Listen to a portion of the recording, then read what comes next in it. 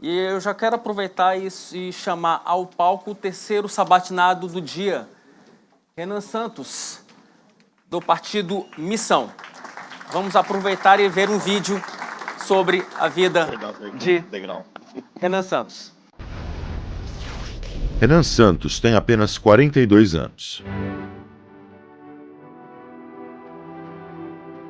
Mas o expressivo histórico de quem ajudou a criar o maior movimento político dos últimos anos no Brasil, que ele transformou com seus colegas do MBL no Partido Missão, pelo qual disputará a presidência da República.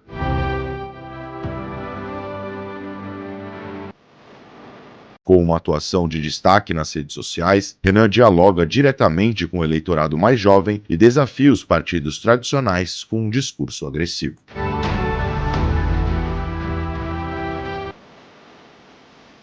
Com viés da direita liberal, o jovem que se destacou como um dos líderes da mobilização pelo impeachment de Dilma Rousseff promete uma reforma administrativa profunda,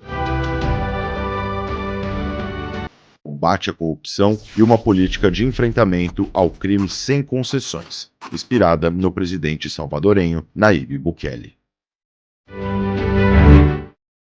Bom dia a todos. Candidato Renan, assim como falamos com todos os candidatos aqui, essa é uma entrevista de emprego para o próximo CEO do Brasil. Logo, a gente reuniu aqui empresários, membros do ecossistema do G4. Então, aqui estão representados 100 mil empresários online conosco e sentados aqui nessa sala, que são 100 mil empresas que o G4 tem em seu ecossistema, que emprega 16 milhões de pessoas. Então, uma parcela importante da massa salarial brasileira está aqui para sabatiná-lo e, obviamente, exige uma pergunta tão dura quanto o cargo que o senhor pretende ocupar. Renan, o senhor passou 10 anos derrubando e criticando quem governa, mas nunca assinou uma folha de pagamento relevante, nunca respondeu por um orçamento, nunca demitiu ninguém olhando no olho. Nenhum empresário nessa sala contrataria um CEO com esse currículo para tocar uma padaria. E o senhor está pedindo a maior operação do país. E o problema não para na execução. Alcança também as suas convicções. O senhor diz que bolsonarismo e petismo são duas faces da mesma decadência. Mas as pesquisas desenham um segundo turno entre Flávio Bolsonaro e Lula. E nesse cenário, não existe terceira face hoje. Branco e nulo não somam para ninguém. Só que o seu eleitor é esmagadoramente antipetista. Então, cada voto seu que se anula desfalca apenas o lado que enfrenta o Lula. A neutralidade que o senhor vende como pureza é, na prática, um empurrão para o Planalto de quem o senhor diz combater, o Lula. Então responda a essas coisas que essa plateia precisa ouvir. Qual foi a entrega mais difícil que o senhor já geriu na vida, com números, prazo e resultado auditável, e, estando fora do segundo turno, entre Flávio e Lula, em quem o senhor vota? E avisamos desde já, não estaremos no segundo turno não é resposta, porque estadista de verdade responde, inclusive, aos cenários em que perde. Boa tarde a todos. Muito obrigado aí pela oportunidade. Bom, a pergunta já começa com uma imprecisão um tanto quanto bizarra, porque minha vida pregressa toda passou por administrar empresas. Eu sei o que é fazer uma folha de pagamento, e o pior, eu sei o que é pegar uma empresa fechada, quebrada, com os funcionários devendo 5 meses sem receber, botar para andar baseado no crédito pessoal que eu construí recuperando empresas. Trabalhei isso não com uma nem com duas, mas com quase uma dezena de empresas ao longo da minha vida. Sei o que é estar no banco dos réus da justiça trabalhista, ouvindo a injustiça de um sindicato safado que tentou te extorquir no momento da negociação anterior. Sei exatamente o que é ter um agiota ligado a uma factoring, indo querer te empurrar as dívidas da gestão anterior com juros que não deve ser aceitado. Sei justamente fazer isso. E essa é a postura que o próximo presidente da República tem que ter, porque a gente vai pegar um cenário muito similar a esse. Só que essas são as minhas realizações antes de me tornar um líder político. E um líder político é um líder que necessita tomar esse tipo de decisão num contexto novo, em que não se conta apenas a ética da convicção, que é a ética da convicção que eu contei todos os anos em que eu fui militante político, algo que eu tenho orgulho, faço desde 2014, mas também como liderança que precisa da ética da responsabilidade, que é quem vai assumir um país e vai ter que tomar decisões muito, mas muito difíceis. Pois bem, como líder político, no movimento, eu criei o maior movimento político do Brasil, isso é oferível, nós fizemos a maior ação política com as maiores manifestações da história do Brasil ao longo dos últimos anos, que foi o impeachment da Dilma Rousseff, organizei essas manifestações, ajudei a criar a linguagem política daquilo que chama de direita no Brasil, algo que foi surfado por muito vagabundo por aí. Depois disso, consegui criar um partido político, algo que o ex-presidente Bolsonaro tentou e falhou miseravelmente, estando no poder, botando seus filhos para tentar tocar isso, algo que naturalmente eles não conseguiriam com a baixa inteligência que eles têm à disposição. Fiz isso no menor período de tempo. Vamos comparar com o Partido Novo, que é um partido montado por executivos da iniciativa privada. Eles gastaram milhões e demoraram 5 anos. Eu consegui coletar as assinaturas em menos de 2 anos, com muito menos dinheiro, sendo um líder, acima de tudo, político, não um líder empresarial. Porque existe uma diferença muito grande entre ser um líder empresarial e político. E você, como uma pessoa que conhece Aristóteles, sabe muito bem disso. Não existe nada mais nobre do que a boa atividade política e a busca do bem comum. Nesse sentido, eu até não concordo, me permita discordar, Thales, da ideia de que eu estou fazendo uma entrevista de emprego. Porque liderar um país não é uma entrevista de emprego. Liderar um país é apontar o caminho de um povo como um todo. Meu objetivo não é obter um lucro, meu objetivo é obter um horizonte. São coisas diferentes, ambas muito nobres, mas elas têm naturezas diferentes. E a gente tem que entender essa natureza. E o que me qualifica nesse sentido para estar aqui, além dessa experiência pretérita e dessas realizações que são metrificáveis, no partido político que eu montei, eu tinha uma folha de pagamento que envolvia milhares de jovens espalhados pelo Brasil. Milhares, que ficavam debaixo de chuva, debaixo de sol, tomando não na cara de um monte de gente, falavam, eu não vou acreditar em montagem de partido, o Brasil não precisa de um partido. E eu tinha que toda quinta-feira, toda sexta-feira, pagar o valor deles, obtendo doação, vendendo produtos, e montei um partido vendendo livro. Num país de pessoas iletradas que não dão valor à leitura, eu vendi livro e a venda de livro foi responsável pelos 50% do faturamento que montou esse partido. Então o que eu sou é um líder gestor qualificado no setor privado, porque a política, a atividade política que eu toco, inclusive o partido político, é um ente privado. E é um ente privado em que nós fazemos muito mais com muito menos. Criei a revista Valete, que é a segunda maior revista de política e cultura do Brasil impressa, depois da revista Piauí, não estou falando em digital, porque a nossa é só impressa. Criei um ecossistema do Valete Plus com 50 mil usuários para produção de conteúdo independente, uma rede social própria. Isso nos qualifica usando, volto a colocar, o que há de melhor em termos de gestão, para ser um grupo político inovador. E aí o que as eleições nos mostram é fazer mais com menos. Sobre a política de segundo turno, eu volto a repetir, eu vou lutar e um líder não vai ficar aqui falando, eu não vou para o segundo turno, e qual é esse cenário? Não posso fazer isso. Imagina o Alexandre em Gaugamela, você ama o Alexandre assim como eu. Imagine o Alexandre em Gaugamela, não sei, acho que vou negociar com o Dario. Não, ele foi até o fim. E eu tenho que ser assim, porque o mesmo time, o mesmo exército de militantes que eu motivei a montar o partido político, eu tenho que motivar agora. E eu não posso ter compromisso com o erro. A família Bolsonaro e o lulismo são duas faces da mesma moeda, não porque são iguais, eles são diferentes entre si, mas porque ambos geram danos terríveis para o nosso futuro. A gente está penhorando o nosso futuro. A discussão política dessas eleições vai ficar centrada no quê? O Lula dá mais um pouco de pé de meia, o Lula dá mais um vale-gás para as pessoas e o Flávio Bolsonaro oferecer celular de graça para mulher, para melhorar a intenção de voto com mulher? Essa que se tornou a discussão política no Brasil, tinha que estar falando de desindexação, desvinculação, reforma de competitividade. Eu não aceito trabalhar com essas categorias. E isso não é ficar neutro, isso não é fugir. Até porque quando você adota esse caminho, o que acontece é que você apanha dos dois lados, que foi o que aconteceu comigo. Mas sabe o que acontece também? Você se torna um líder melhor. E esse é o ponto. Eu só estou aqui sentado, tendo a honra de estar sentado com vocês conversando, porque eu adotei um caminho, não da neutralidade, mas de enfrentar ambos, de não aceitar o erro de ambos. Isso me tornou um líder qualificado, que de acordo com algumas pesquisas, como é o caso da Atlas, já me coloca em primeiro lugar no público de 16 a 24 anos, ou seja, construindo um horizonte novo. E citando aqui um líder empresarial que deve ser referência para todos vocês, que é o Peter Thiel, ele já dizia bastante, crie seu próprio monopólio. Crie, antes de tudo, seu próprio monopólio. Seja líder de uma tecnologia que ninguém pode imitar. Foi isso que eu fiz para as novas gerações. Eu criei um pensamento político próprio, para um grupo político próprio, uma estética própria, uma liderança própria. E com base nisso nós criamos um nicho eleitoral próprio, com um sonho, um horizonte próprio, que nos deixam aptos a participar do grande debate. E é por isso que eu tenho a honra, Thales, de estar aqui com você, de poder discutir isso com você, de poder discutir com o Duda. E estar aqui. É uma visão que pode ser encaixada também como empresarial, no sentido de gestão, mas uma visão muito poderosa em termos de coração. Eu estou aqui por causa desse coração e é isso que vai fazer a gente mudar o Brasil. Obrigado. Mas, candidato, a resposta, vota Lula ou Flávio, sendo que Lula elege Eu voto Renan Santos. Eu não vou para a batalha pensando em perder. Eu voto Renan Santos.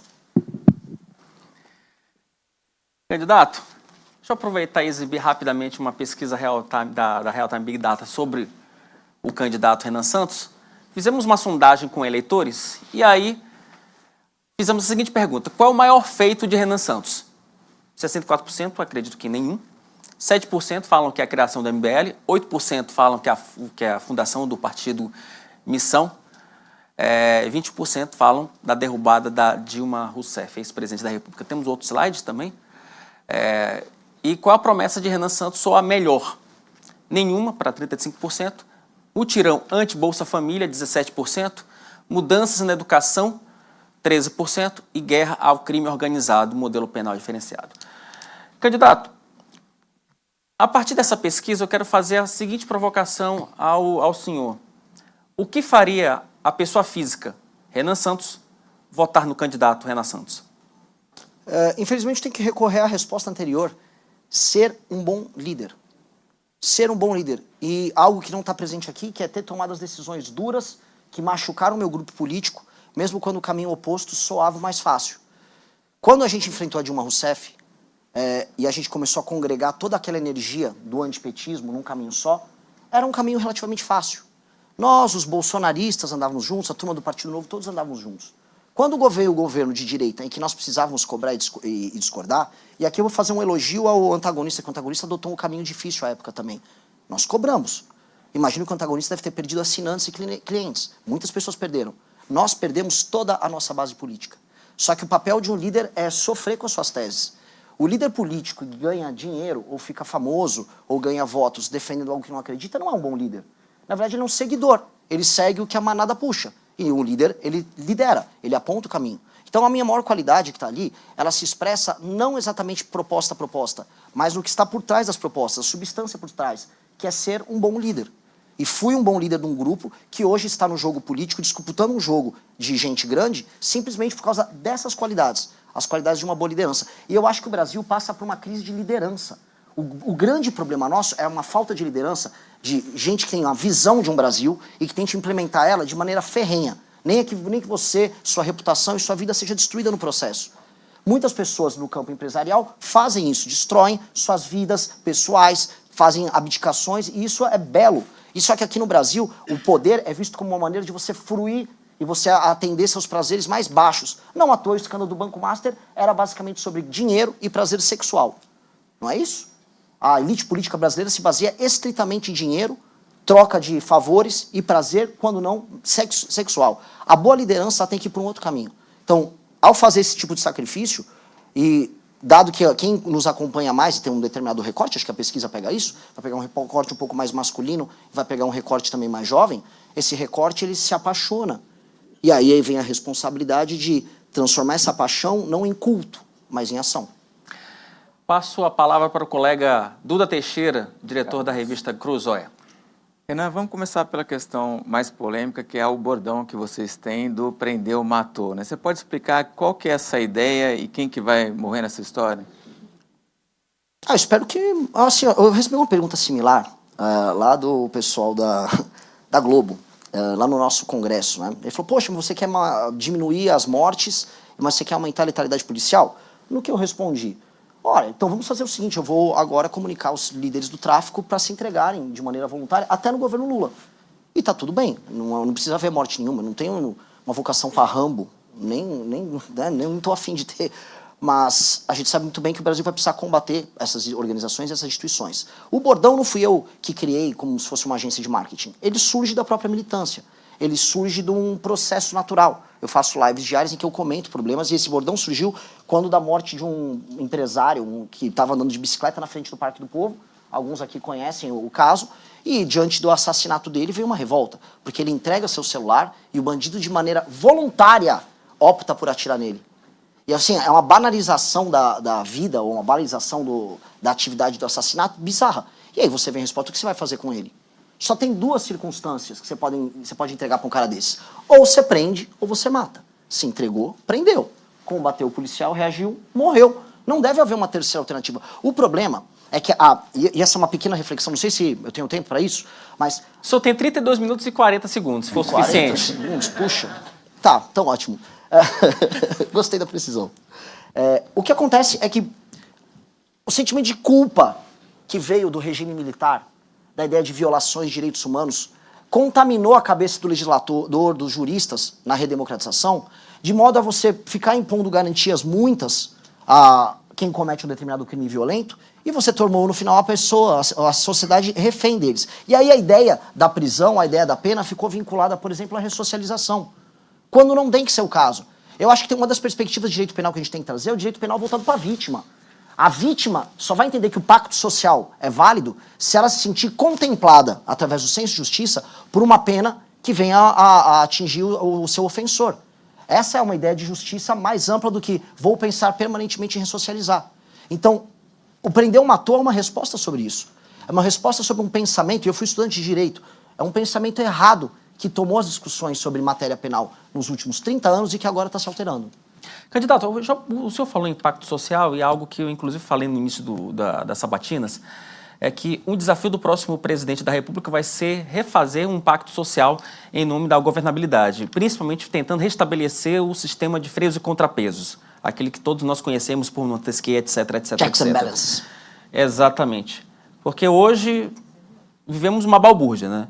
O judiciário legisla, enfim, o Congresso executa e o Poder Executivo fica dependendo desse tipo do próprio Supremo para poder fazer alguma coisa.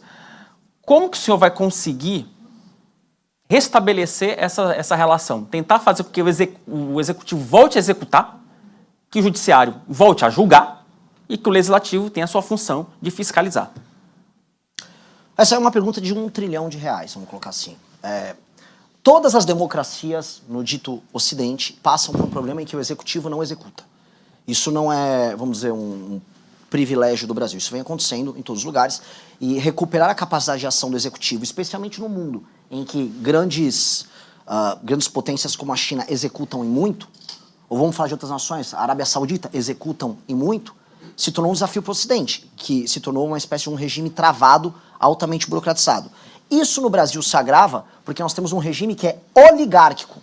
E as oligarquias, elas estão no judiciário, no executivo e no legislativo. E elas fazem trocas de favores mútuas, de modo a você permanecer com essa estrutura oligárquica no poder, a custo da nossa competitividade, a custo, por exemplo, de uma dívida galopante, do aumento dos juros, do aumento de impostos, que redunda nisso.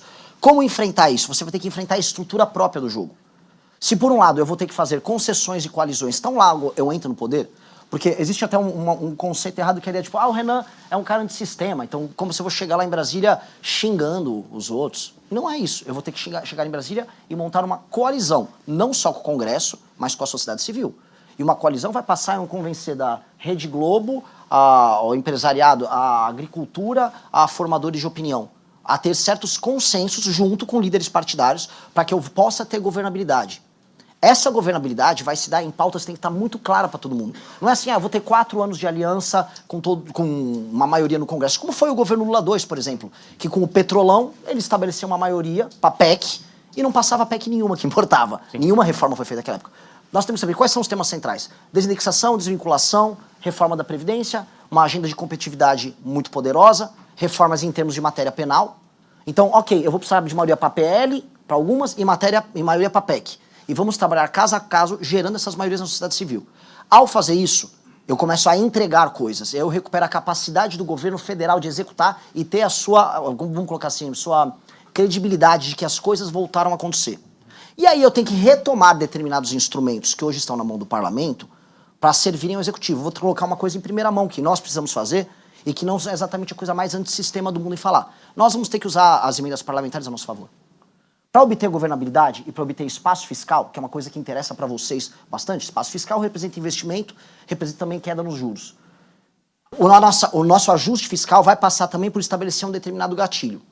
Todo valor, em toda votação orçamentária, que você reduz de despesa obrigatória, abre espaço para investimento. Sim. Abrirá também espaço para aumento das emendas. Elas não serão mais condicionadas à receita, elas serão condicionadas ao aumento do espaço de investimento. Porque o Congresso Nacional tem que ficar vinculado a cortar gastos obrigatórios para aumentar o espaço de investimento. E aí a gente disciplina o funcionamento das emendas. Outro dia estavam me xingando, o Renan falou bem do Flávio Dino porque ele está falando das emendas. Veja só, pode ser o capeta. Se o capeta ajudar a disciplinar as emendas, a gente vai ter que dar uma conversada com o capeta para fazer tocar. Porque hoje o Congresso Nacional se tornou esse instrumento próprio de gestão, porque ele tem o controle das emendas. E aí entra a questão STF, que é outra questão extremamente complexa. Porque o STF, ao mesmo tempo que ele chegou num pico de poder, ele também está no seu vale de credibilidade, com seus ministros envolvidos em escândalo de corrupção. O Congresso Nacional vai ter autonomia para tocar isso? Deve ter autonomia. Só que o próximo presidente da República, que vai ter condição de nomear ou 3 ou 4 ministros do Supremo, terá a condição de estabelecer a maioria, vamos ser bem claro, as nomeações vão ter um critério que será técnico para o STF, mas que envolve uma posição política sobre uma mudança no funcionamento do STF. Então, os que eu nomearei terão que ser não apenas escrutinados, mas terão um compromisso público em acabar com essa farra dos escritórios ligados a ministros do STF, a serem favoráveis e não tentarem judicializar, por exemplo, o licenciamento ambiental, como tem gente querendo fazer. Licenciamento ambiental e queda de juros vai transformar o Brasil num canteiro de obras. E eles terão que ser favoráveis à segurança jurídica.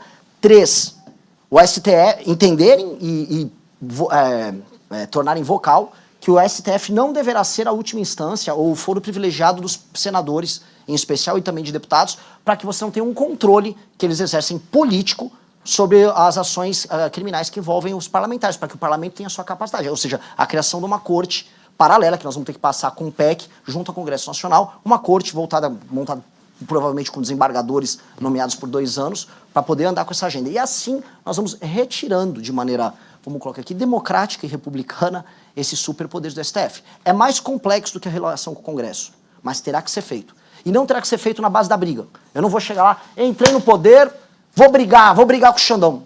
Não dá pra fazer isso. Eu tenho no poder, eu vou brigar com o PCC e com os problemas fiscais. E aí, pode virar uma briga com o STF se eles resolverem se opor a essa agenda.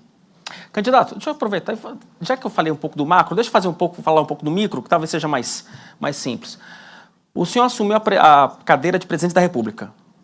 Né? Está com a chave do Palácio do Planalto, Palácio da Alvorada, melhor dizendo. Quais são as 3 primeiras medidas iniciais de um primeiro dia de governo que podem ser, que serão utilizadas para melhorar o ambiente de negócios? Eu vou falar anterior a isso, porque o governo vai começar a transição. E a primeira coisa que o presidente da República tem que fazer é na transição. São as reformas fiscais altamente impopulares que vão mudar a trajetória da dívida e assim mudar a trajetória dos juros futuros no Brasil. Eu preciso passar a desindexação dos valores previdenciários do BPC, que hoje estão vinculados ao aumento do salário mínimo, e eu preciso passar a desvinculação dos gastos de saúde e educação, que são vinculados à receita. São 2 coisas que são PEC e que precisa passar porque isso mexe com o crescimento completamente descontrolado que a gente tem dos gastos e, por consequência, da dívida. Candidato, o senhor sabe que, assim, em várias situações no Congresso se tentou mexer na DRU e outros não conseguiram. Pois é, outros governos também tentaram mexer em muitas agendas e passaram, em outros não. Um governo como o Fernando Henrique passou muitas agendas, tendo de 98 a 2002 um governo impopular. O Michel Temer tinha 3% de popularidade e conseguia passar reformas. Aí vai dar habilidade em construir, em negociar, em usar os instrumentos todos que você tem à disposição. E falo aqui de maneira muito realista, inclusive as emendas, de maneira republicana, mas inclusive as emendas, para poder obter essa maioria. Com o entendimento de que se nós não fizermos isso, não haverá credibilidade para a queda dos juros. A queda de juros que vai acontecer, sem ser marretada, que ninguém aqui é moleque, fica falando de hoje o Banco Central é independente. O Banco Central só vai ter meios de fazer isso, não porque o Renan entrou e ele tem credibilidade porque ele é para o mercado. Não, é porque nós já estamos antecipando já na transição. Então essas são as medidas que vão afetar diretamente a mudança no ambiente de investimentos, ambiente econômico no Brasil.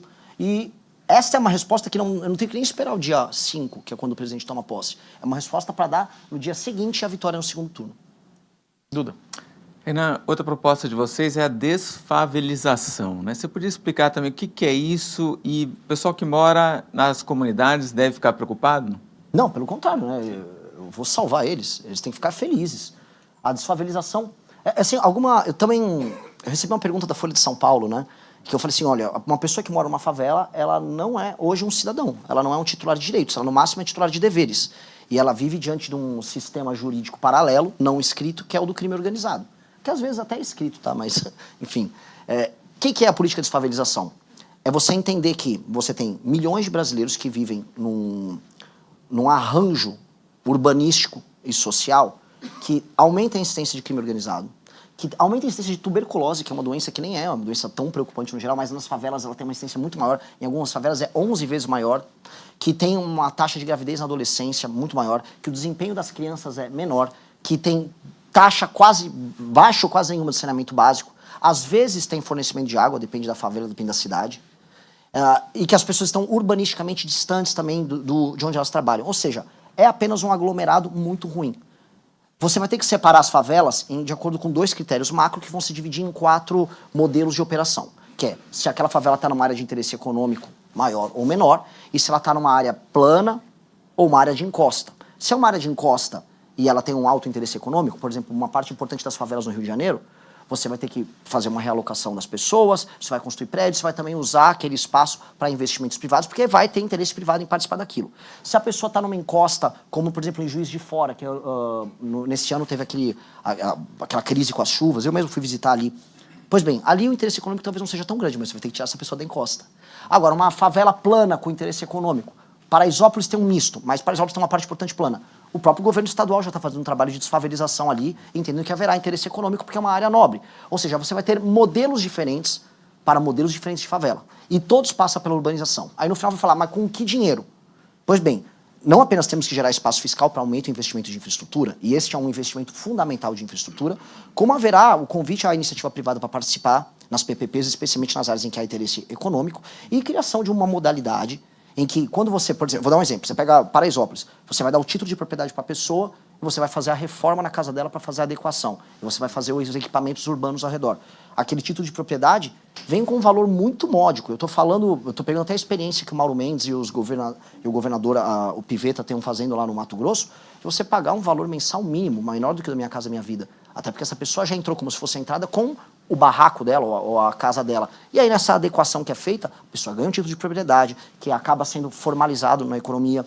Aquilo vai acabar se pagando também, porque aquela pessoa é formalizada na conta de luz que ela paga, no próprio IPTU que ela paga, com um regime de transição, que ela está saindo hoje de um processo completo de informalidade para um processo de formalidade, e esse recurso que retorna à economia acaba financiando ao longo do processo. A gente apresentou no Livro Amarelo um estudo interessante sobre como transformar isso em algo economicamente viável, porque o custo, se eu for fazer do zero, seria de mais de R$1 trilhão. Então a gente está falando de um projeto de 15 anos que tem que ser uma política de Estado, e que tem que ter acompanhado de mais uma coisa, um estatuto da desfavelização, que passa por impedir, utilizando satélites, toda nova invasão de território urbano, rural, claro, mas tem um problema de favelização do campo com o MST, mas todo o processo de favelização, inclusive um acompanhamento muito sério sobre os tais movimentos de moradia, que trabalham basicamente com especulação imobiliária e com invasão de terrenos e com o uso dessas pessoas como bucha de canhão.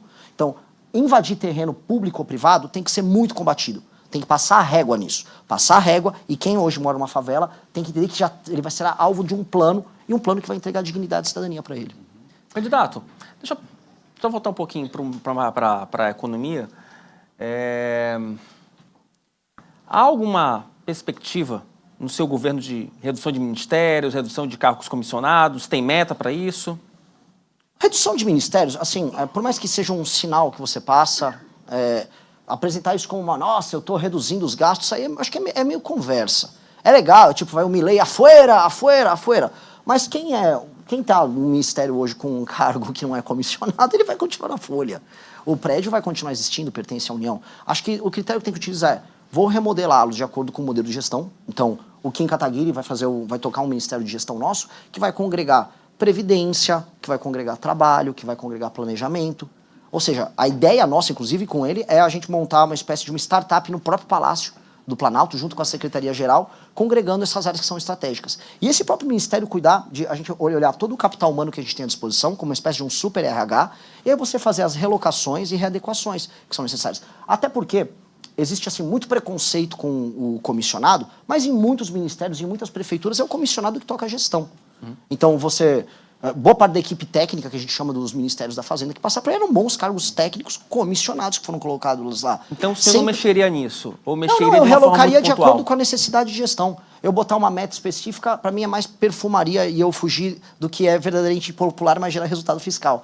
Eu falar da desindexação do salário mínimo, da aposentadoria do BPC, do aumento do salário mínimo, é impopular, mas te dá resultado fiscal muito grande.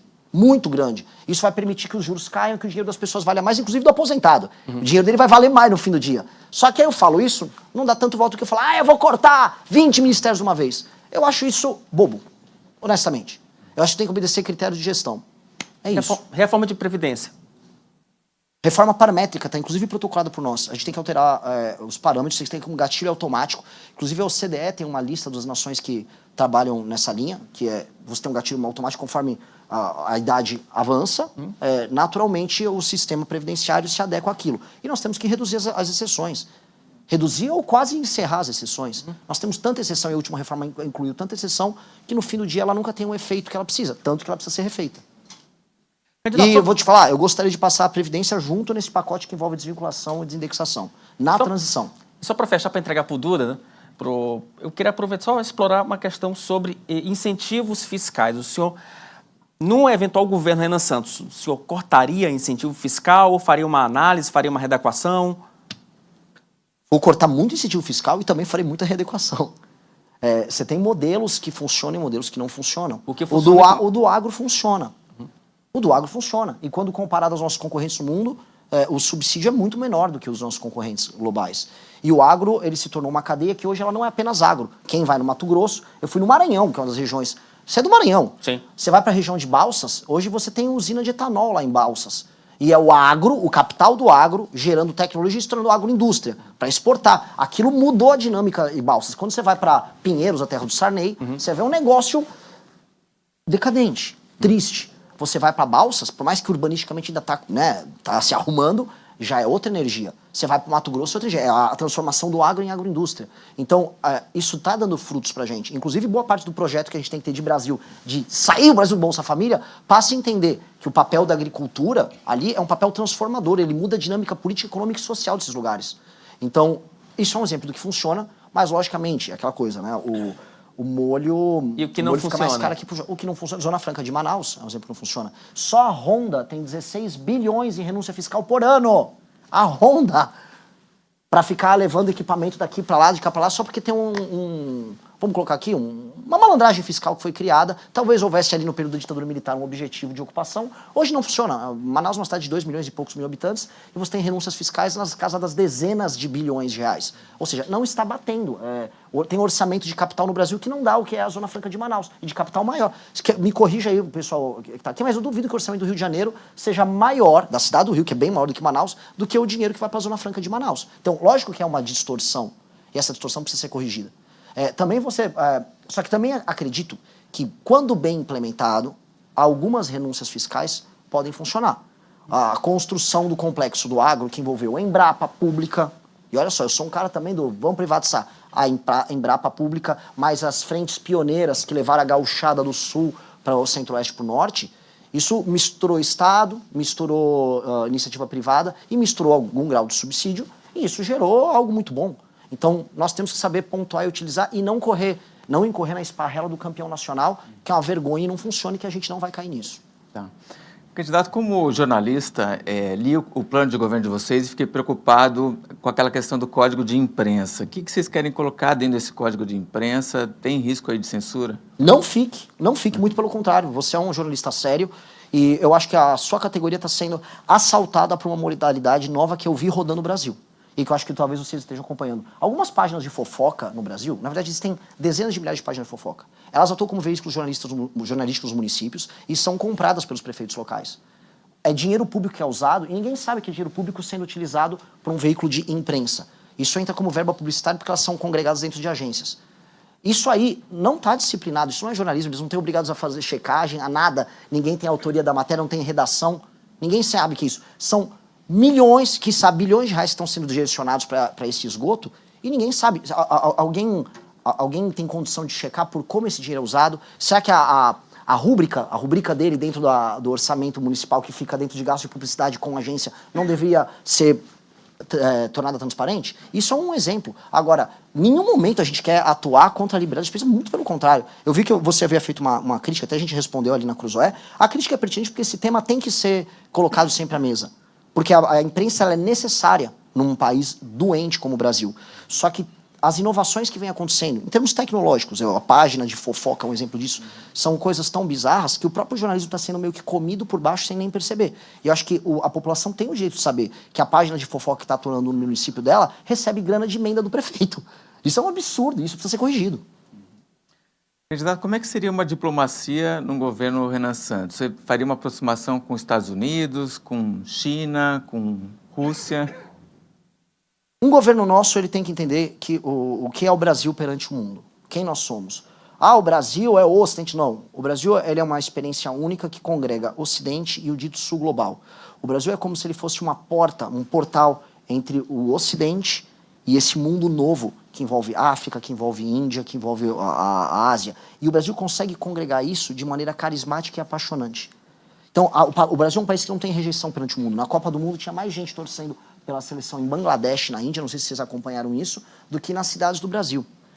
Este papel nos coloca não como um baluarte que é um aliado automático dos Estados Unidos, como parte da direita quer ver, mas como uma nação que vai ter que saber fazer esse papel, vamos colocar diplomático internacional de soft power, e em termos de atração de investimentos, com uma dinâmica pragmática. Vou dar um exemplo, terras raras. Os Estados Unidos não fez a lição de casa dele com as terras raras. Não fez. Inclusive, eles venderam a tecnologia para a China, as empresas privadas deles. A China pegou nos anos 80 a tecnologia americana, investiu tudo em processamento, tem as maiores reservas, tem, se eu não me engano, mais de 90% do processamento de terras raras do mundo. Para você fazer um F-35 caça americano, o maior instrumento de guerra dos Estados Unidos, você precisa de meia tonelada de terra rara. Os Estados Unidos dependem da China para isso. Estão na mão, não se planejaram. Agora eles olham para o Brasil que tem 20% das reservas, pelo que a gente sabe. Aí os Estados Unidos, não, preciso extrair sua reserva aí. Isso que os Estados Unidos ele tem um processamento de 1 ou 2 elementos. Aí o Brasil vai olhar e vai falar o quê? Só extrai e leva embora? Não, qual é o nosso papel nesse novo jogo geopolítico? Na nossa visão, eu tenho que sentar com a União Europeia, tenho que sentar com Taiwan, que precisa de terra rara também, eu tenho que sentar com o Japão, tenho que sentar com os Estados Unidos, com o Canadá e com a própria China e estabelecer um sistema relacional em que há transferência de tecnologia e investimento e parcerias de longo prazo envolvendo isso. Porque as terras raras vão colocar a gente, vão fazer com que a gente possa tirar o gap tecnológico em matérias que a gente ficou completamente para trás. Então, do ponto de vista geopolítico, uma reorganização que nós vamos precisar fazer e que não é uma resposta fácil, porque você vai ter que sentar e negociar com todo mundo. Com absolutamente todo mundo. A União Europeia tem um interesse numa reindustrialização dela focada nisso. Mesma coisa os Estados Unidos da América, que tem uma dependência geopolítica desse tema.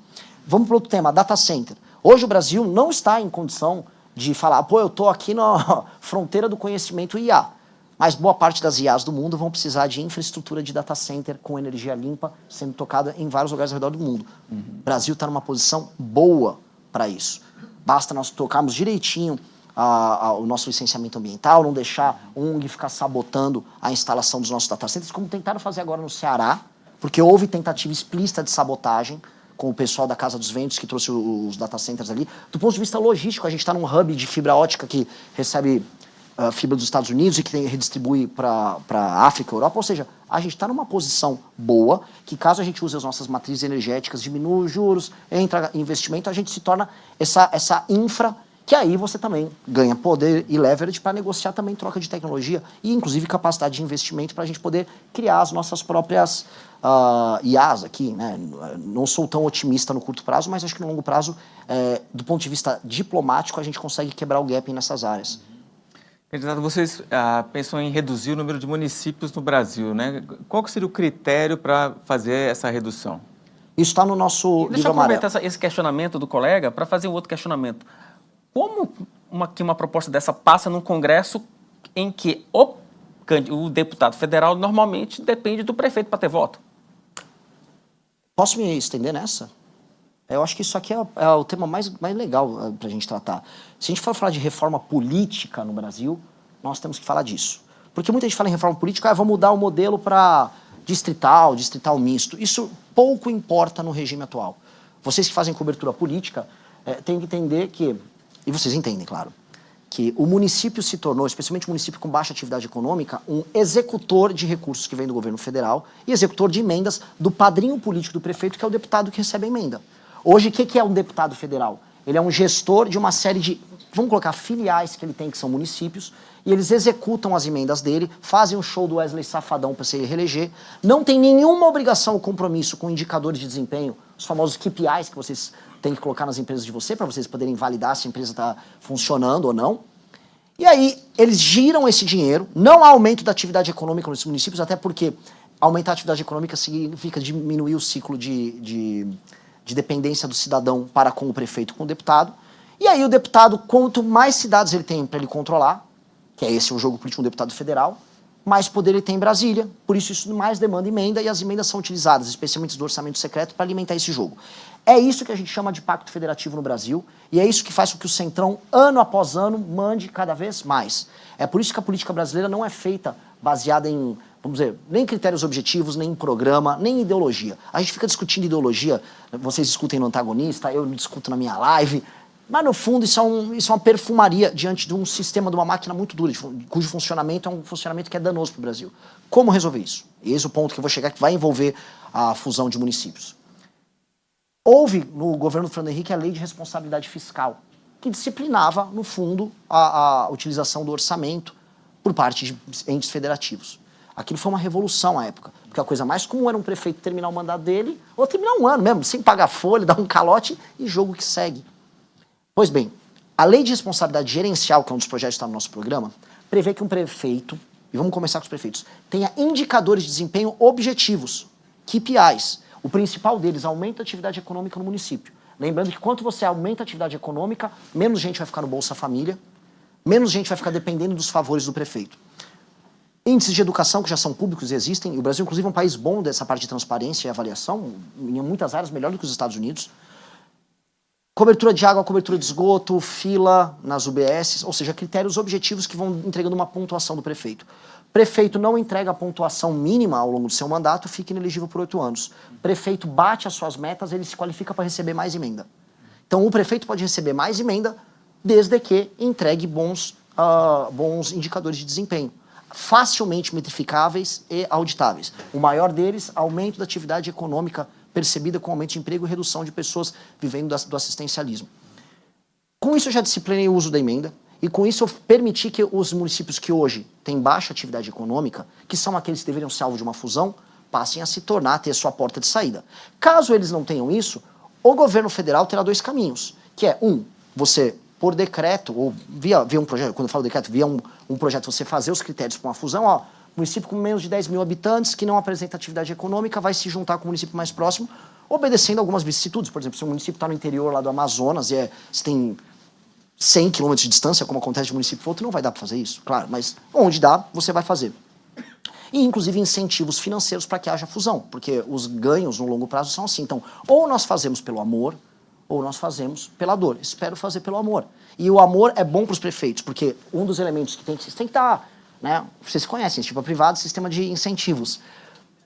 De um lado, o prefeito tem que ter essas metas, indicadores e a punição, caso não cumpra a meta, mas do outro, caso ele cumpra a meta, o tão famigerado fundo partidário, que nós não vamos conseguir cortar nesses 4 anos de mandato, porque os partidos são tão hiperempoderados, passam a ser determinados pelo número de indicadores, os pontos que eles obtêm por município, ponderado pelo tamanho do município, multiplicado pelo número de municípios que um partido tem. Ou seja, o que um Kassab, um Valdemar, ou um Renan Santos, que agora sou presidente de partido, vão ter como meta?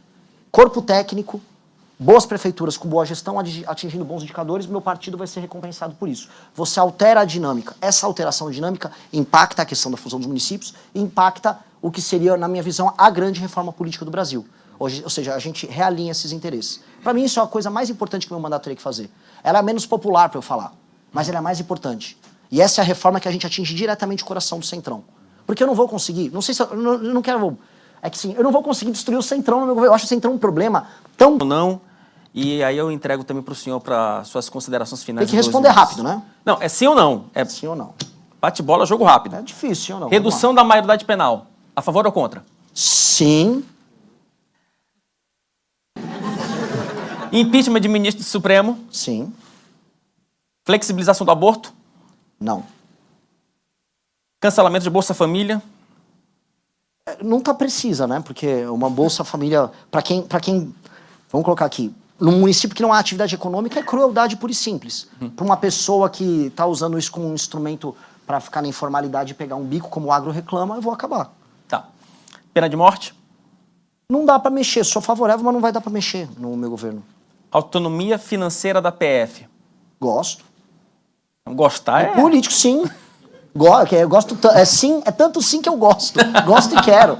Vou fazer igual o Eduardo Jorge naquele debate de 14. Quero. Fundão eleitoral. Não gosto, mas redisciplinado é melhor do que tá. Como eu expliquei agora na pergunta anterior. Eu tinha colocado aqui piso para saúde e educação. Como eu disse, você pode estabelecer algum tipo de piso. Agora, o reajuste como tá, não dá.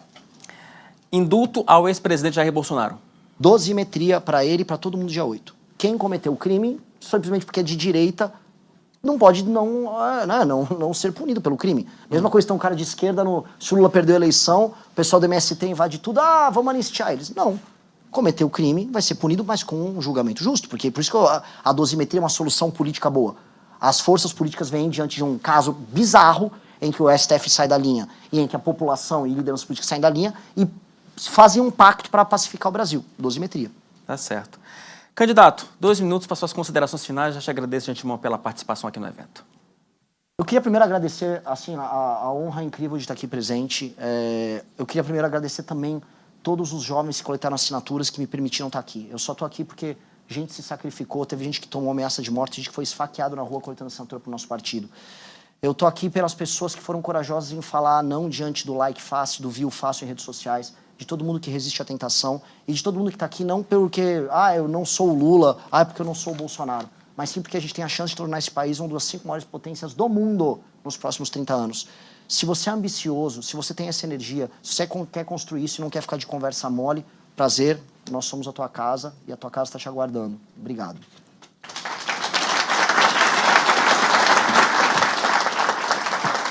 Até quando você vai deixar que criem narrativas para esconder a verdade de você? No bombardeio diário de informações, o barulho das redes sociais e as meias-verdades só servem para uma coisa: te confundir. Mas o jogo político real acontece nos bastidores. E Rodolfo Borges. Mas existe um lugar que não baixa a cabeça, onde a velocidade da notícia em tempo real de um antagonista se une à investigação profunda, sem amarras, da revista Cruzoé. Nós vigiamos quem está no poder, não importa o partido. Assinar o nosso combo significa ter na palma da sua mão os bastidores de Brasília em tempo real, análises de quem conhece o jogo político por dentro e grandes reportagens que a imprensa tradicional muitas vezes prefere não mostrar.